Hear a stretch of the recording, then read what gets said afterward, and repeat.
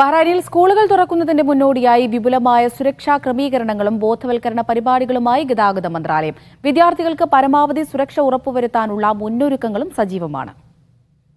അതിരാവിലെ വിദ്യാലയങ്ങളിലേക്ക് പുറപ്പെടുന്ന വിദ്യാർത്ഥികൾ, അവരെ സ്കൂളുകളിലേക്ക് ആനയിക്കുന്ന രക്ഷിതാക്കൾ, വിദ്യാർത്ഥികളുമായി സഞ്ചരിക്കുന്ന നൂറുകണക്കിന് വാഹനങ്ങൾ, എല്ലാവർക്കും സൗകര്യമൊരുക്കാനുള്ള ക്രമീകരണങ്ങളും ഗതാഗതക്കുരുക്കുകളും അപകട സാധ്യതകളും പരമാവധി കുറയ്ക്കാനുള്ള പരിശ്രമങ്ങളുമായി സജീവമാണ് ബഹ്റൈനിൽ ഗതാഗത മന്ത്രാലയം. കുട്ടികൾക്കും രക്ഷിതാക്കൾക്കുമായി റോഡ് നിയമങ്ങളെക്കുറിച്ച് അവബോധം നൽകുന്ന വ്യത്യസ്തതയാർന്ന പരിപാടികൾ ട്രാഫിക് ഡയറക്ടറേറ്റ് ടീം നടപ്പിലാക്കുന്നു.